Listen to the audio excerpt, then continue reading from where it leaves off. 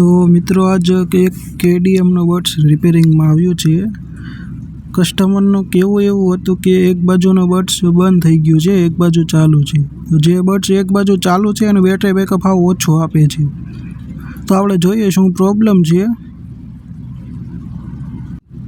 પહેલાં તો આપણે છે ને જે બર્ડ્સ બંધ હતું એ પહેલાં ખોલીને છે ને એમાં એક બેટરી ન્યૂ એડ કરી જોઈએ ચાલુ થાય છે કે નહીં।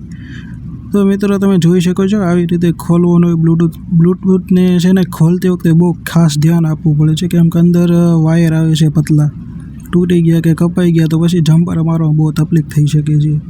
ધ્યાનથી ખોલવું પડે છે બટ તો તમે જોઈ શકો છો જૂની બેટરી મેં રિમૂવ કરી નાખી છે। હવે નવી બેટરી એડ કરી દઉં। નવી બેટરી એડ કર્યા પછી છે ને બર્ડ્સ ચાલુ થઈ ગયું છે।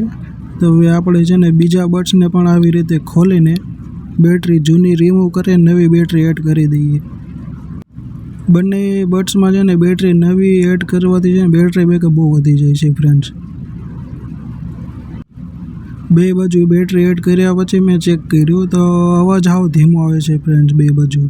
તો મેં બેકોરના સ્પીકરની છે ને જાળી આવી ક્લીન કરી નાખી, તમે જોઈ શકો છો આમાં આવી રીતે ક્લીન કરી નાખી છે।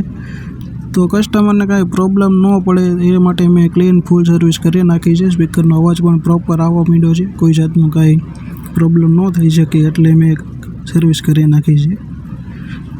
તમારે પણ આવી રીતે રિપેરિંગ કરાવવો હોય મિત્રો તો તમે કુરિયર મારી પાસે મોકલી શકો છો, રિપેરિંગ કરી આપીશ।